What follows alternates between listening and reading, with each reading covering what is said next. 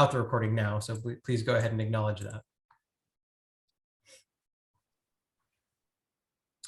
It's my pleasure to introduce Dr. Erin Miller, the primary investigator and driving force behind the Global Terrorism Database and its incredible team of scholars and students. Dr. Miller earned a BA in sociology from the University of Pennsylvania and an MA and PhD in criminology and criminal justice from the University of Maryland. Her research investigates patterns of decline among terrorist organizations and movements worldwide. Erin has been a part of the GTD team since 2004, during which time she has improved the rigor, comprehensiveness, and transparency of the data, making it the gold standard internationally for terrorism incident data, while also analyzing the data to provide sober, informed context for emotive current events as they unfold. She spends an incredible amount of time and care consulting with users of the database, including researchers, policymakers, analysts, journalists, and students. As a result, the GTD has metaphorically, and I say metaphorically because the numbers are likely much higher, launched 1,000 dissertations, launched 1,000 risk assessments, launched 1,000 media stories, launched 1,000 resource allocation decisions, and in general has served as the backbone of the professional intellectual counterterrorism community in the public, private, and academic sectors.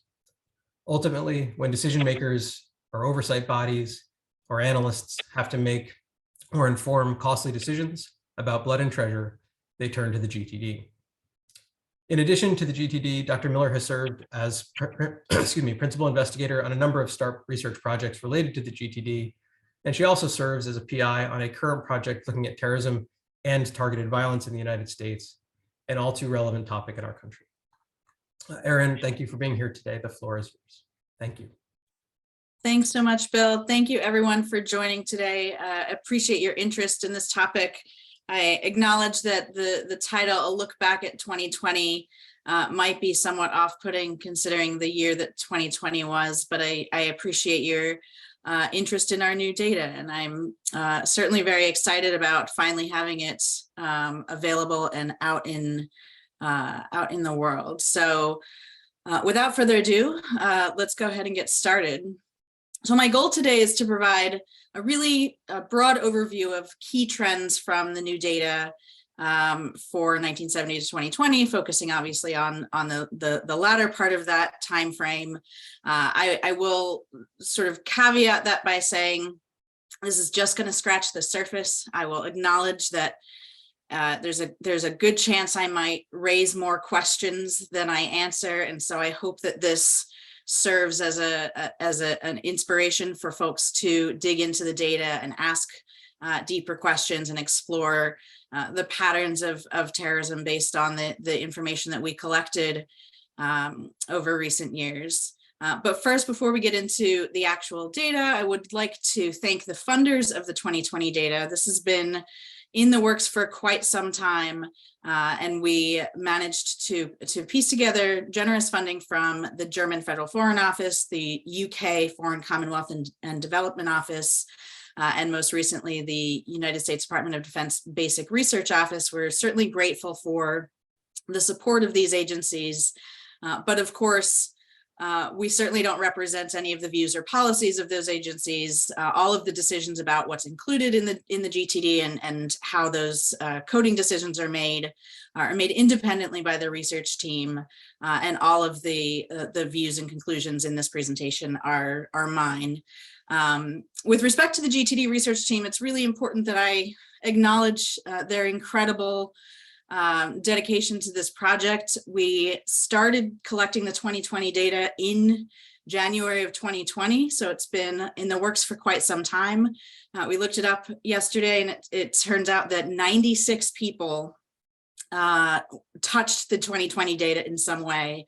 So it's just an extraordinary group effort, team effort, and I am incredibly grateful to the GTD team, past and present, for all of their very thoughtful contributions to sort of taking the chaos and sometimes horrifying messiness of the world and trying to fit it into rows and columns as best as can be done.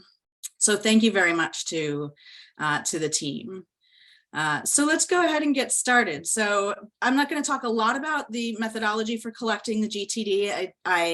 I'm happy to answer questions about it, but the brief synopsis is that it's an open source database. All of the information in the GTD is collected based on unclassified media sources, and we try and provide as much documentation for the process as possible in the GTD codebook, which is available on our website. Also on our website, the new data is posted and you can search and browse it on the sort of online interface, and we'll be updating later today with the ability to download the underlying data file as well. The definition of terrorism you can see there on the screen. It's fairly broad, and our goal is not to sort of establish a particular correct definition, but try and build as much nuance into the database as possible so that users can really as much as possible understand what happened in the course of an attack, who was involved, who the assailants were, who the targets were, and make decisions about how that fits in with their analytical questions as in an informed way as possible. Likewise, we have inclusion criteria that sort of break down this definition into constituent parts, and we try and provide as much information about that as possible to make sure that the decisions that we're making are transparent. It certainly is complicated, and we welcome any questions, but I encourage folks to check out the GTD codebook to get some more information about the methodology for collecting the data. So let's get started with 2020. This is the map of 2020. Credit to Jake Lohner for producing this map. As you can see, just sort of at first glance, terrorism is certainly concentrated, as always, in particular locations. You're probably aware that these various locations have various sort of contextual factors associated with them, and the degree to which terrorism is happening within the context of those broader factors is really important to keep in mind. So I'm going to talk about the 2020 data, hopefully with an eye to some of these contextual developments and putting the data in sort of the broader patterns of conflict and political violence and additional developments. For example, obviously 2020 is remarkable insofar as the global pandemic, the first sort of full year of the COVID-19 pandemic. And there's sort of a lot of speculation about what that means for terrorism. So we'll talk about that a little bit. We'll talk a little bit about terrorism that happens in the broader context of protest-related violence and hate crime. So neither protest-related violence and hate crime are included in the GTD broadly, right? There are certainly some instances in which attacks sort of meet both definitions and fall into that overlap. So we do include some attacks. But it's important to recognize that these terrorist attacks that I'm talking about that were recorded in the GTD aren't happening in a vacuum. And so there are certainly broader different types of political violence that are important to keep in mind as we talk about the terrorist attacks that happened in 2020. Another big development was the agreement between the United States and the Taliban, which ultimately led to the fall of the Afghan government in 2021. And so we'll look at the patterns of terrorism in Afghanistan leading up to that point. And also the patterns of terrorism in the aftermath of the fall of the so-called Islamic State Caliphate in 2019 and the death of Abu Bakr al-Baghdadi also in late 2019, and sort of look at what the developments are in the Islamic State related terrorism around the world. So take a look at some of these different contexts.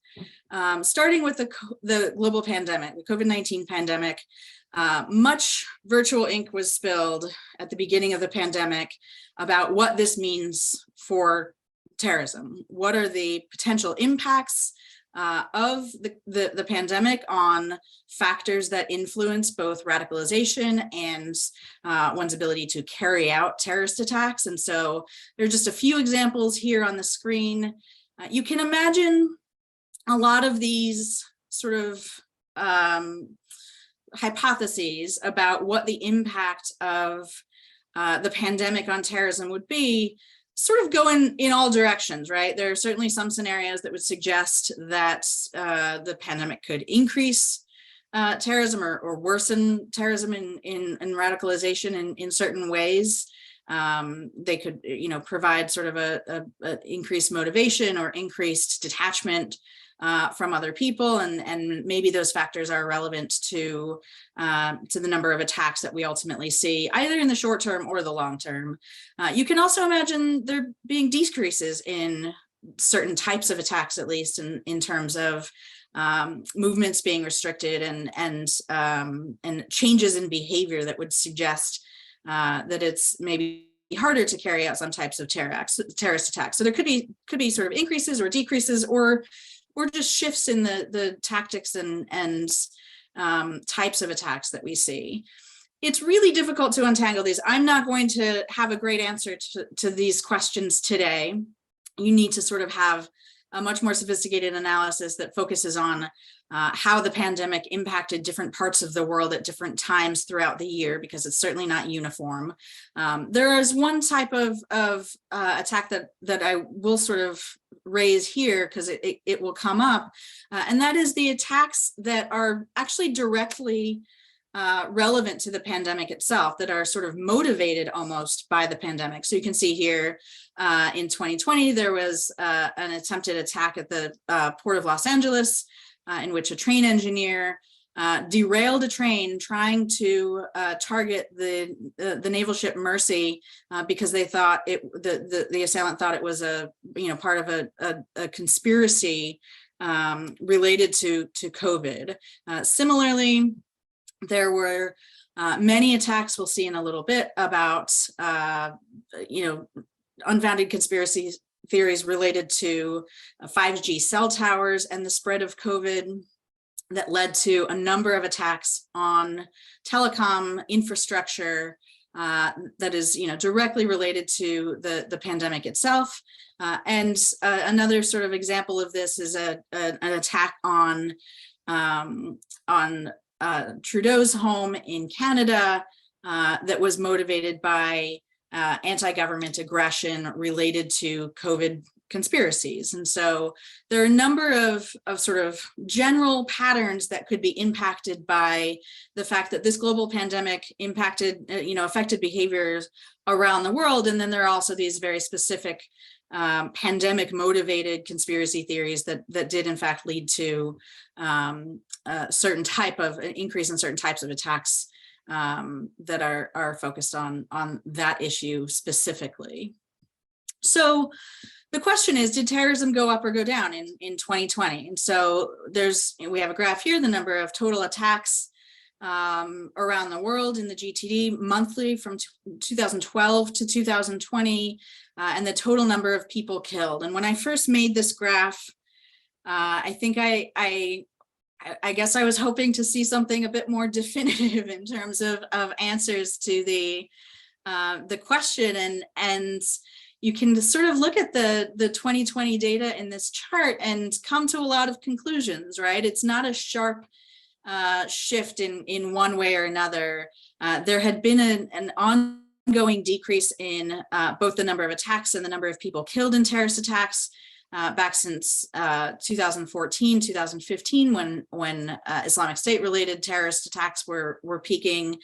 It's been declining since then, and in 2020, I suppose it's fair to say it stopped declining, right? It's sort of maybe characterized that as leveling off, with perhaps a slight increase in both the number of attacks and the number of deaths due to terrorist attacks. It becomes a little bit more complicated, and we'll start to dig into this in a second. If you add the line excluding patterns in Afghanistan, so you'll see in a moment why I did that. It turns out that attacks in Afghanistan account for quite a large proportion of the global terrorist attacks worldwide.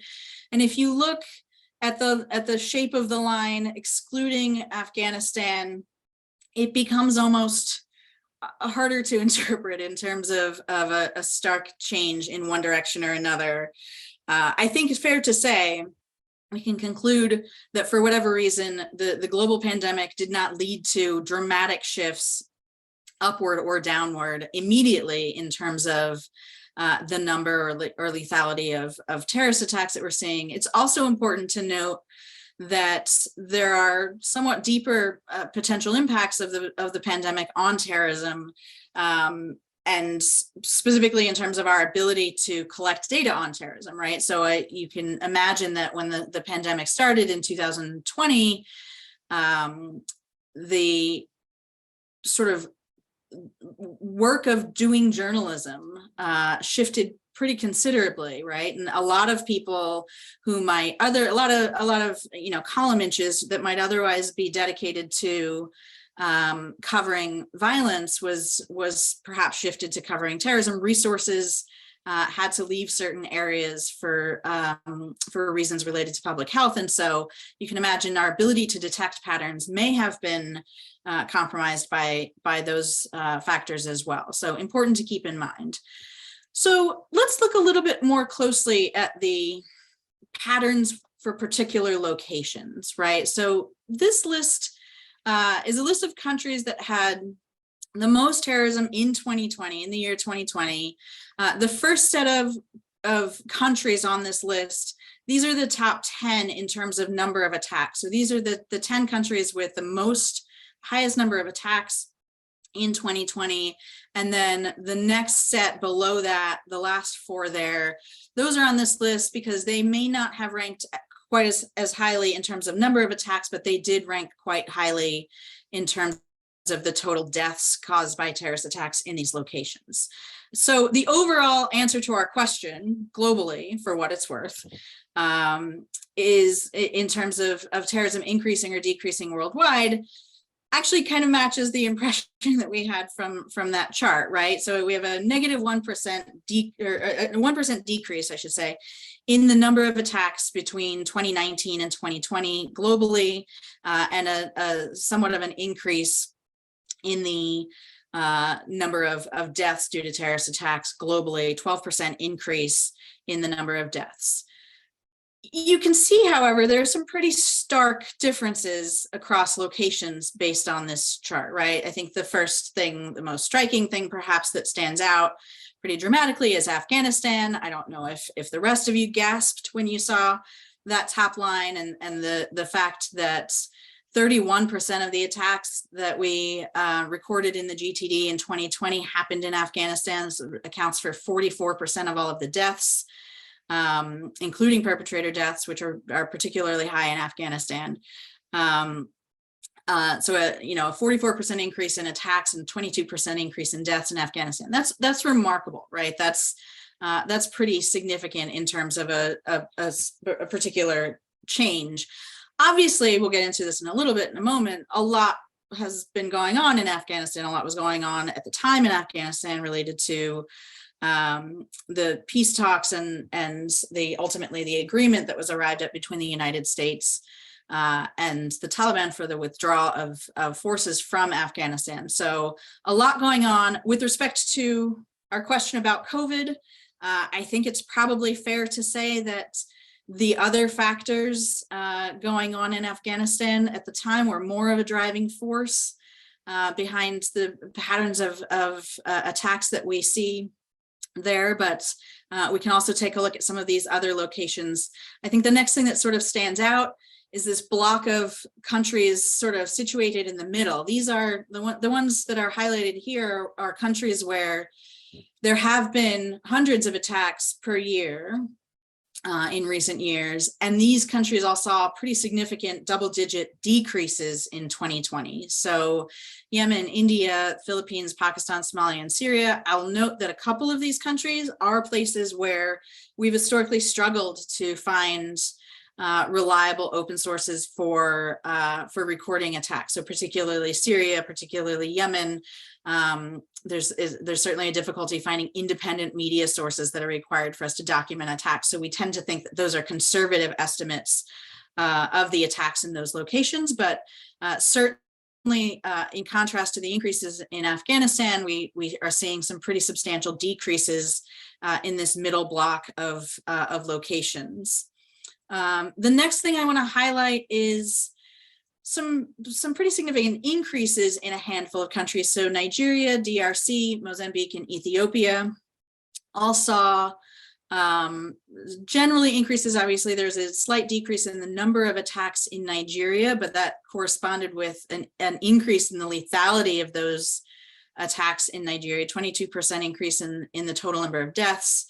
DRC had a substantial increase in attacks, 24% increase in attacks, but also 111% increase in the number of deaths due to those attacks. Similar in Mozambique, with a pretty sharp increase in violence. And in Ethiopia in particular, what's remarkable about Ethiopia being on this list is that these attacks in Ethiopia were happening in the context of the Tigray-Ethiopian war that sort of emerged in November of 2020. And so these figures that you see here for Ethiopia were actually just for the very end of the year of 2020. And so I'm certain, as you know, that conflict has continued, there will certainly be even worse statistics representing the violence that has developed in Ethiopia since then. I'll also mention that the total number of deaths in Ethiopia, 1,330 people killed in Ethiopia, is remarkable because more than half of those deaths resulted from one particular attack. This is the deadliest attack in the database for 2020. More than 700 people were killed. There are varying estimates for the number of people who were killed in this massacre that sort of emerged at the beginning of the conflict. But this deadliest attack in the GTD for 2020 comprises a really large proportion, and it's the deadliest attack by far. The second deadliest attack involved more than 200 people killed, and it was also in Ethiopia. So you can sort of get a sense for how this particular conflict is having an outsized influence on the global statistics and Ethiopia's presence on this particular list as well.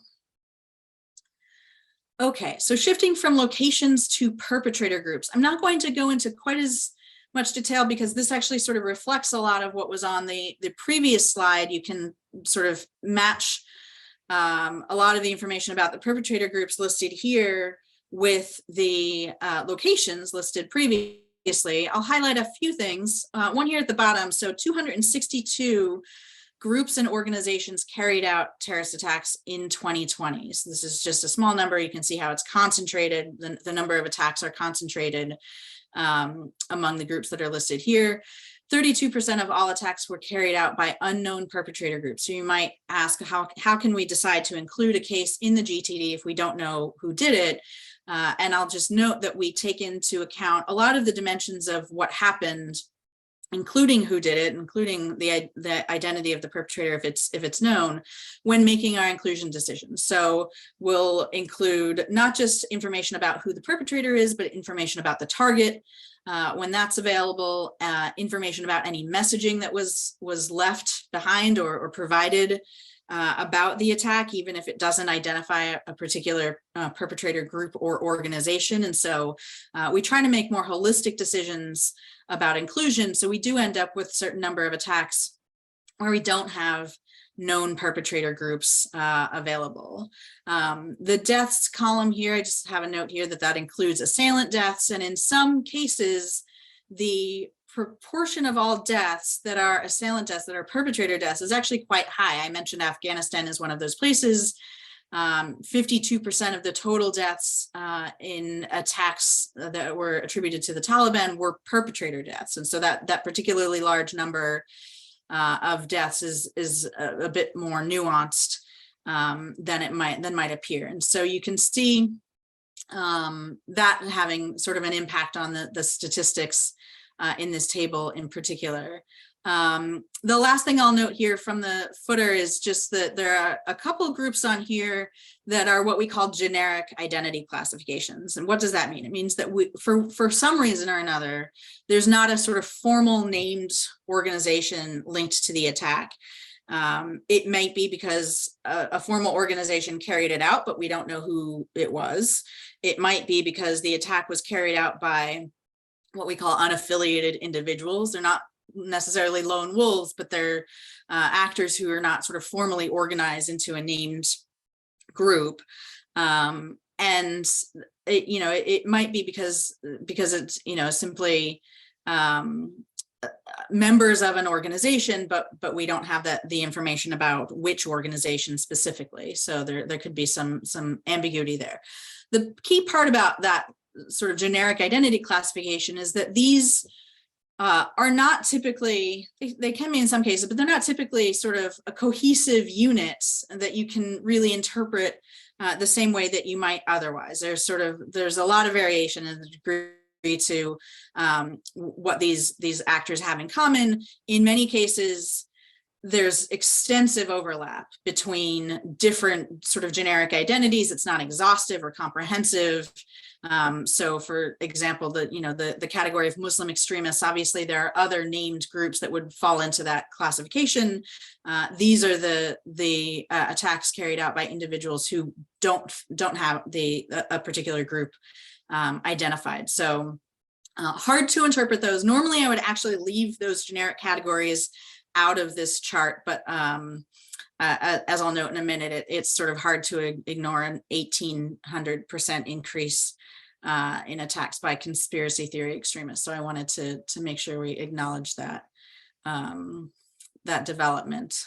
Okay, again, the first sort of set of these groups are on this list because of the total number of attacks carried out, being among, I think I cut it off at over 100, seems to be more than 100 attacks was when I was looking at this, was a sort of useful cutoff point. And then the second set here is groups that were added because of a high number of total deaths. You can see obviously that the TPLF and the Samri militia, those are the two groups that, if you read the event description for the massacre on the previous slide, those are the two groups attributed responsibility for that particular event. And so they have sort of a unique situation where they're not previously, in the previous year, they're not included as perpetrators. TPLF has been historically in the past, but not of late until the war began in 2020. And then you can see that there's also the Central Africa province of the Islamic State was added to the list because of the high number of deaths caused by those attacks. The Central Africa province of the Islamic State, along with ADF and Codeco, are organizations that are operating in the Democratic Republic of Congo. So that's sort of the concentration of those organizations on this list, I think, is worth noting.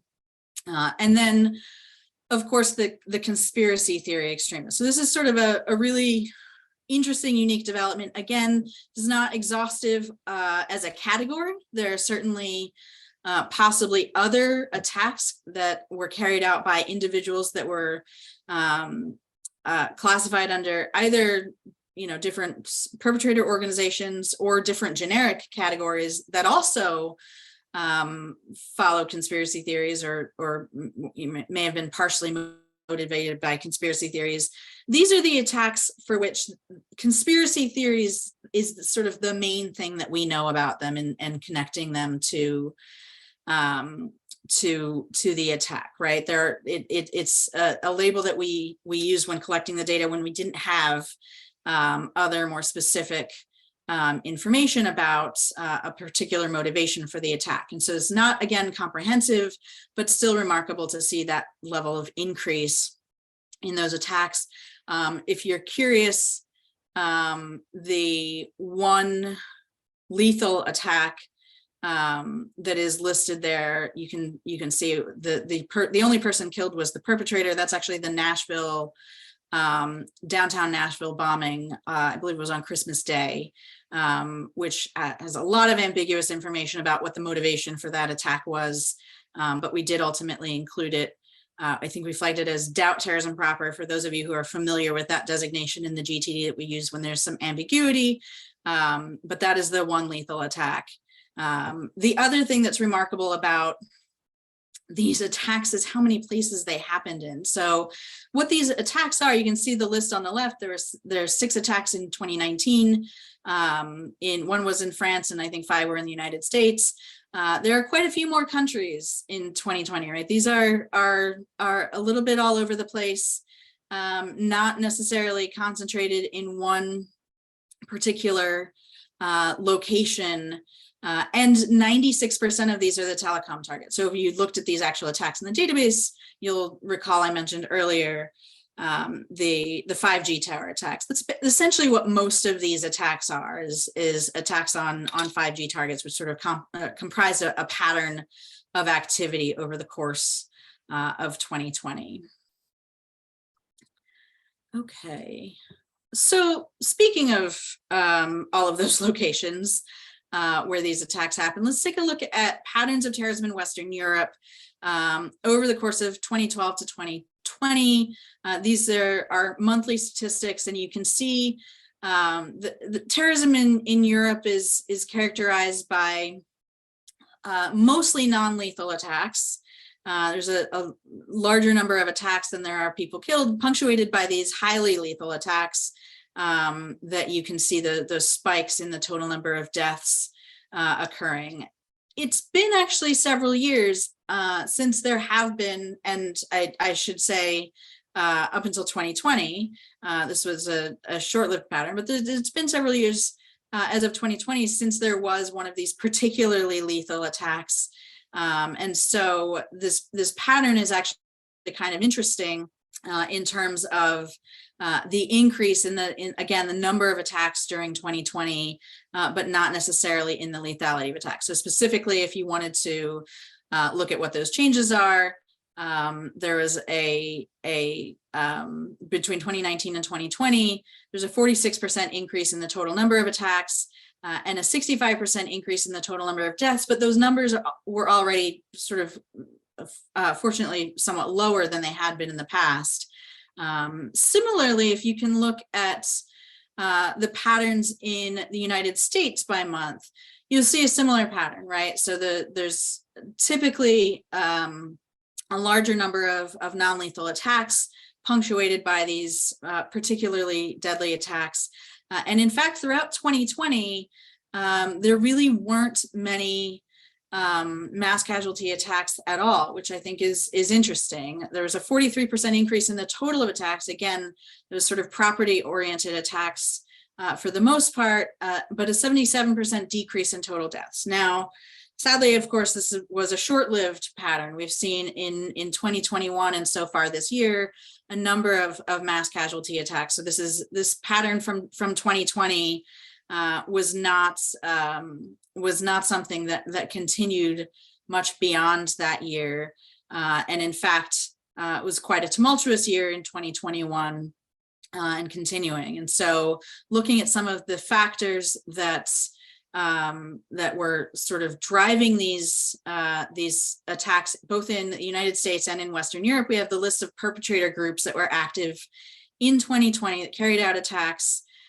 The most remarkable thing about both of these lists, I think, is how many sort of generic identifications there are on these lists. This has been a pattern that we've seen actually for quite a few years, how few organized sort of formal groups were active in these locations. We're seeing more and more situations where, again, these aren't necessarily lone actors, but they're not necessarily organized into a formal entity with a proper name, right? And so these, again, in the case, in the information that we have, is our goal is to sort of ascribe or identify the key factor that was relevant to the attack. You see lots of overlap in these categories. Obviously, you can be both anti-Semitic and white supremacist, but we try to make these classifications based on the specific details of the particular attack as much as possible. So definitely need to interpret these categories with caution because of how much overlap they have. But I think it's definitely a pretty striking sort of indication of the nature of terrorist attacks and the degree or lack thereof of formal organizations and the impacts that has for countering these attacks. So one of the things that is a contextual factor impacting not just the United States and Western Europe, but other locations around the world is protest-related violence. So the key takeaway that I want to make clear, I mentioned this at the outset, is that most protest-related violence is not terrorism. So protest is certainly a important part of free speech.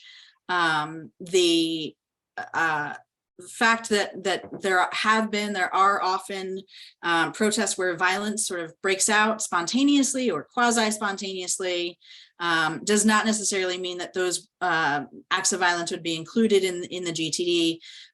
Some examples of that we saw in Hong Kong in 2019 and 2020, yellow vest protesters in Paris, and a number of protest movements in the United States.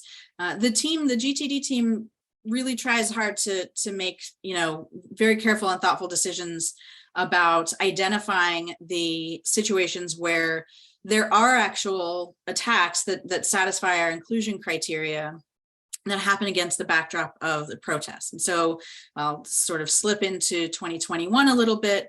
One example of this is January 6th attack. The things that the team looks for when trying to make a determination about whether a terrorist attack happens in the context of a protest are things like planning. Was there evidence that there's advanced planning for, not just for protesting, obviously there's often advanced planning for protesting, but specifically advanced planning to carry out a targeted attack. Looking for information about weapons that are used at in the context of the violence that aren't just commonplace or commonly available weapons. And so that's another indicator. And then if there's any information about specific targets, again, not sort of spontaneous or opportunistic targets, but specific targets that were thought to be identified in advance of the attack that would suggest that it would qualify for inclusion in the GTD. Okay, switching topics pretty significantly. The United States Taliban agreement. So in February of 2020, the US and the Taliban arrived at an agreement that sort of oversaw or designed the plan for, among other things, the withdrawal from Afghanistan. And I wanted to look at what the patterns of terrorism look like. We already talked about Afghanistan a little bit. We're going to talk about what the patterns of terrorism look like in the lead up to that agreement and in the aftermath of that agreement. And then ultimately we know what happened in Afghanistan in 2020 with respect to the fall of the Afghan government. So I imagine quite a lot will change when we have the data completed for 2021. But in the lead up to this, you see the very characteristic seasonal pattern of terrorism in Afghanistan that was just continually accelerating year after year in terms of the lethality, in terms of the intensity of these attacks. Now, the line there is February 2020. That's when the agreement was signed between the United States and the Taliban. And between 2019 and 2020, the targeting of military targets increased 84% in Afghanistan, right? You remember that terrorism generally increased in Afghanistan between 2019 and 2020, but I think it was about 44% increase. So an 84% increase in targeting military targets, primarily the vast majority is Afghan military targets, to be clear, is certainly disproportionate compared to the overall pattern of attacks increasing in Afghanistan. So you can imagine that there is certainly a particular strategy involved in the targeting of attacks carried out, particularly by the Taliban in the lead up to this agreement and in the aftermath of this agreement. Another sort of location or a particular context that I wanted to focus on very briefly is what happened to Islamic State related terrorism in the aftermath of both the fall of the so-called Caliphate territorial control, which happened in March of 2019, so a bit before our sort of 2020 focus, but also the death of Abu Bakr al-Baghdadi in October of 2019. Is there anything that we can learn about what this means for the terrorist activity that is carried out or inspired by the Islamic State or Islamic State affiliated organizations? One of the ways that I've worked on sort of evaluating this, I think I made the first version of this particular chart in 2015 or 2016. And what it includes is, this is a strategy for making this chart, is to bring together attacks that were carried out, you can see in the footnote there at the bottom, by Islamic State, the sort of core Islamic State proper organization, predecessor groups that existed prior to Islamic State being called Islamic State, other affiliated organizations that have pledged allegiance to Islamic State, and then would consider inspired individuals who have no sort of formal relationship with the group, but indicated when they were carrying out their attack, or there was some indication that they were motivated by Islamic State. So we sort of combine those together into this broader umbrella category of Islamic State related terrorism. And I wanted to look at, what the sort of development was. So this chart is the number of countries where these attacks have happened, where Islamic State related attacks have occurred. You can see a very sharp increase in 2014, 2015. The lighter red line is the number of countries that experienced Islamic State related attacks in that specific year.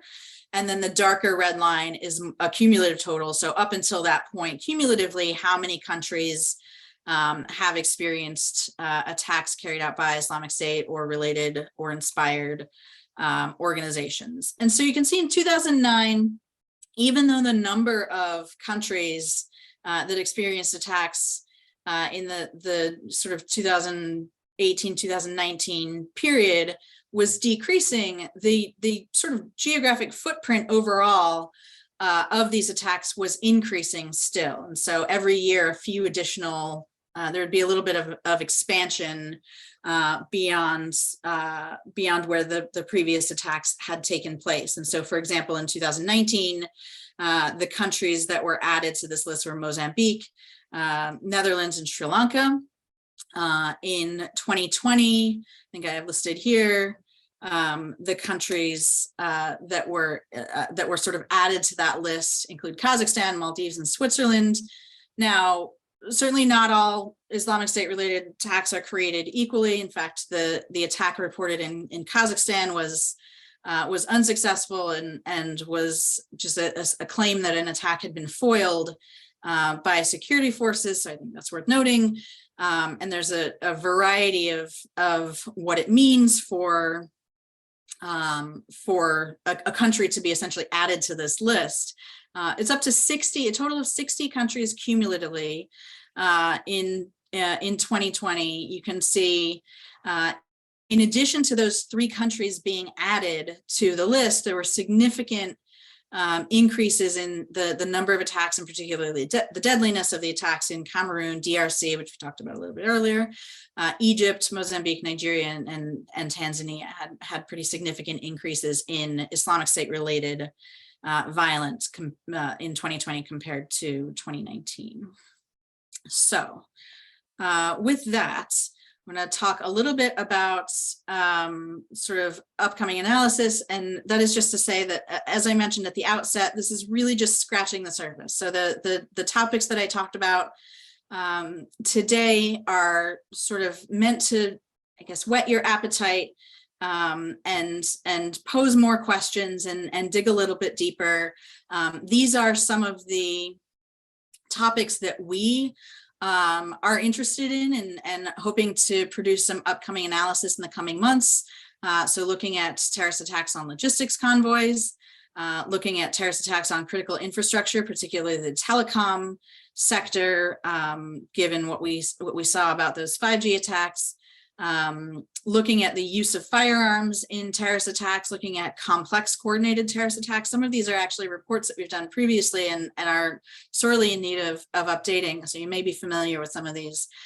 We have some new work that we've been doing looking at trends in the right-wing movements that motivate terrorism and how those overlap, and how to sort of better understand those patterns of overlap and attacks that might be motivated by not just one but multiple different sort of varieties of ideological movements, and then updating in more depth the analysis that I just touched on regarding the Islamic State related terrorism, particularly focusing on developments in the aftermath of the fall of the so-called Caliphate. So with that, I look forward to any questions you have. Feel free to drop them in the Q&A. If you have any questions, I will take a look at them and do my best to answer them. Thank you so much for your attention and for your interest. Yes, Aaron Copeland mentioned in the chat, I'll just mention this out loud, that the information that I presented here will be published in a brief report as well. If you're interested in having the written report sent to you, you can click on the link there in the chat to sign up for the newsletter. And that will be the quickest way to get that. And like I said, you can currently search and browse the new data on our website, which you see on the screen there, and we'll plan to get the download function in action later on today. Okay, so a question in the Q&A. I'll just read the question out loud. Concerning the new form of conspiracy terrorism, you mentioned that other categories overlap here. Do you have separate data on, for example, QAnon attacks and how it relates to the generic categories? So this is a great question. In general, it's difficult to, so what you're sort of getting at is a topic that's been dear to our hearts for the past couple of years, because capturing that overlap is both tricky and also kind of particularly insightful, right? So better understanding that. We have done, and by we I mean myself and a couple of my colleagues from the domestic radicalization team, have done a bit of work on reviewing cases in the GTD and trying to sort of recode them using what we call a check all that apply approach. So rather than having to identify just the one main thing that was driving a particular attack, we sort of adopted a more comprehensive approach to, if there are multiple factors involving an attack, we can sort of check off all of the potential boxes, and that allows you to do a bit more dynamic analysis. So far, we've written a book chapter describing how we went through the process of doing that. Was just recently published. That I can, I'll post, actually, I can post it on the GTD Twitter account since I don't have it at my fingertips at the moment. So we've written a book chapter. We have written a brief on anti-Muslim terrorism and how that relates to other ideological movements, but we do plan to look a little bit more deeply into the more general overlap between these categories, which would likely include the conspiracy theory sort of extremist category. It's a bit long-winded. Okay. The next question. So in addition to the increase in US conspiracy-related attacks, has there been a change in motivation? Have the 5G and telecom theories increased or taken over? That's actually a good question. So we certainly, that's a question for the 2021 data that the team is currently working on collecting. And so in terms of developments beyond what we saw initially in the case of the conspiracy theorist attacks, there certainly has been, I think, I would say, I'm speculating a bit here, so bear with me, but a sort of diversification of the tactics and the types of attacks beyond just the telecom attacks. So I think that was an early a hallmark of some of these early attacks, but even the attack that I mentioned on the Capitol on January 6th involved a certain element of conspiracy theorists regarding the desire to overturn the results of the election because of the view that it was not a valid election result. So hopefully more to come on that one. The next question is difficulties getting objective data from some countries. And what is so I had mentioned difficulties getting objective data from some countries.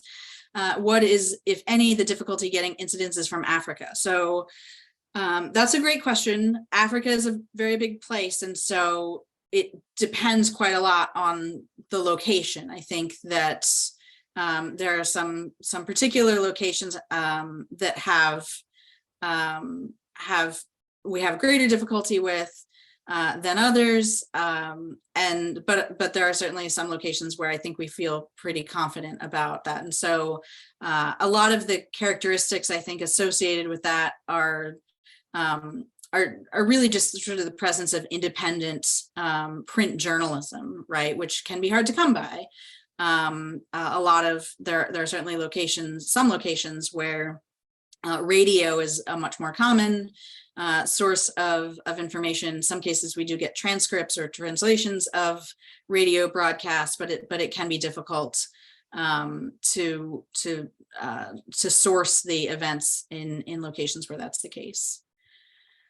Another question: in the data on perpetrator groups, few groups are related to Al-Qaeda, Al-Shabaab, and some attacks probably perpetrated by the Taliban. With that data, what's your opinion about Al-Qaeda and affiliates' capacity to perpetrate terror attacks? That's a really great question. So at the same time, not exactly at the same time, after we did the work on sort of organizing the data for Islamic State related attacks, we did the same thing for Al-Qaeda related attacks. I didn't include that here. I actually did update the graph.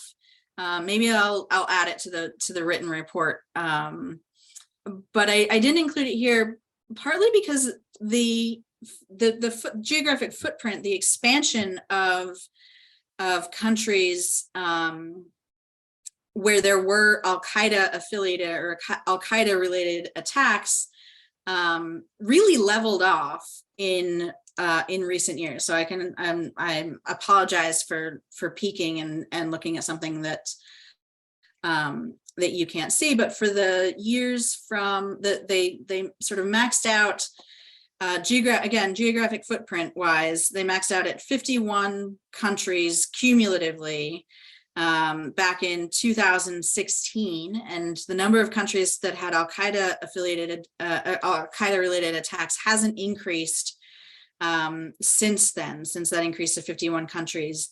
That said, the number of attacks collectively that Al-Qaeda related organizations carry out is still substantial, right? It's in the hundreds of attacks every year. So in 2016, there were about 1,000 attacks that we classified as being carried out by an Al-Qaeda affiliated group.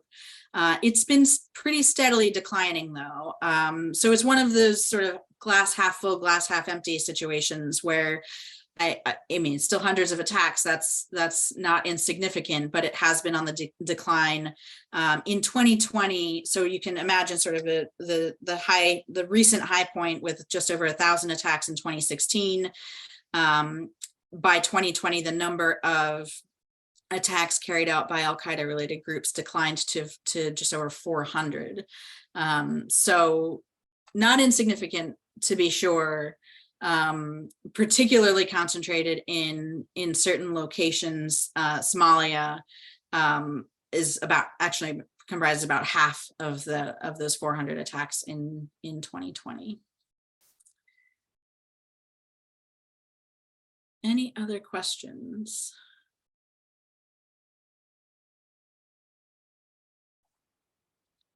A few more minutes if there's anyone to add. Oh, Bill has helpfully reminded me back to the question at the top about overlap between conspiracy theorists' motivation and other types of motivation, our colleagues on the radicalization team. So I actually can't, Bill, I don't know if you want to put that link that you shared. I think it's just to the panelists, but I think you might want to put that link that you shared to the whole group. So our colleagues on the domestic radicalization team have produced a really cool resource that's focused on the United States. So this doesn't use the GTD data. It focuses on the US. Thank you. There's the link. Focuses on the US in particular, but sort of provides a cool network map related to QAnon in particular. Thank you for that, Bill. Okay. Oh, thank you. I just saw a new question. Okay. What effect does the GTD team believe the methodological change in 2012 has had in the completeness of the data? Has there been dedicated research on this?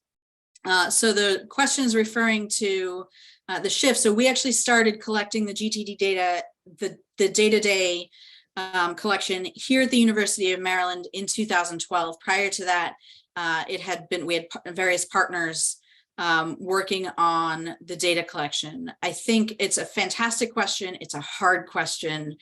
Has there been dedicated research on this? Sort of yes and no. I think that we're quite confident that it has had an impact. Our strategy that we currently use involves sort of starting with a really large fire hose that we call it of news sources, about 2 million news sources per day, and using a combination of artificial intelligence strategies to minimize that pool to something that's manageable for our researchers to look at, and our subject matter experts then sort of go through and identify attacks. And so I think that we've improved access to information. I think even I'll add to that, it's not just the work that we've done, but just in general, access to information, and there certainly are exceptions to this as journalism evolves, but over time, just the availability of information on the internet has generally been improving, and that's certainly going to lead to, I think, more complete data than we would have had previously. I mean, anyone who looks at the way we collect the data now, the systems that we use to collect data now compared to the not just immediately pre-2012 days, but back into the 70s and 80s when we're dealing with handwritten index cards, there's just absolutely no way that you can imagine that being sort of comparable in terms of the completeness of the data. And I think that that's a really important thing to raise and to keep in mind.